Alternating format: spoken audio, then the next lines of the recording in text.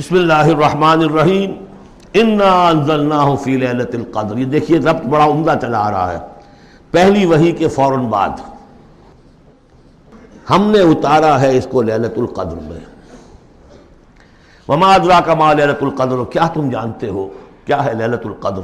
لیلۃ القدر خیر من الف شہر, وہ لیلۃ القدر 100 مہینوں سے بہتر ہے.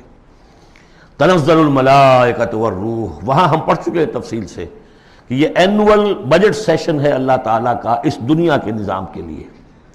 ہر سال میں جو کچھ ہونا ہوتا ہے اس کے فیصلے ہو جاتے ہیں. فیہا یفرق کل امر حکیم, اس شب میں سب فیصلے ہو جاتے ہیں اگلے سال کیا کچھ ہونا ہے, اور وہ فرشتوں کے حوالے کر دیے جاتے ہیں.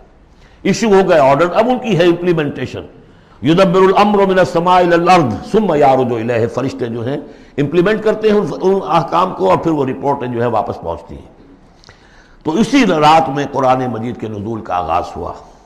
تنزل الملائکۃ والروح فیہا باذن ربہم, اس رات میں اترتے ہیں فرشتے بھی, اور الروح روح الامین روح القدس, وہ کہ چونکہ ان کا ذکر عام طور پہ علیحدہ اس لیے کیا جاتا ہے جو ہم 2 دفعہ پڑھ چکے ہیں.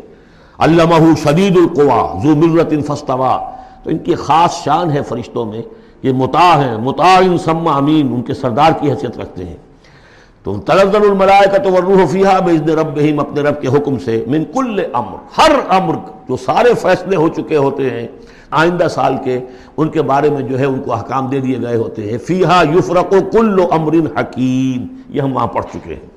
سلام, اور یہ رات جو ہے اللہ تعالیٰ نے پھر اس کی برکات ایسی رکھی ہیں کہ اگر اس میں کوئی شخص جو ہے اللہ کا خاص طور پر عبادت گزار بندہ جو ہے اس سے دعا کرے تو اللہ تعالیٰ اس دعا کو قبول کرتا ہے. عبادت کا جو اجر و ثواب ہے وہ اس ایک شب کا وہ 1000 مہینوں کے اجر و ثواب سے بڑھ جائے گا.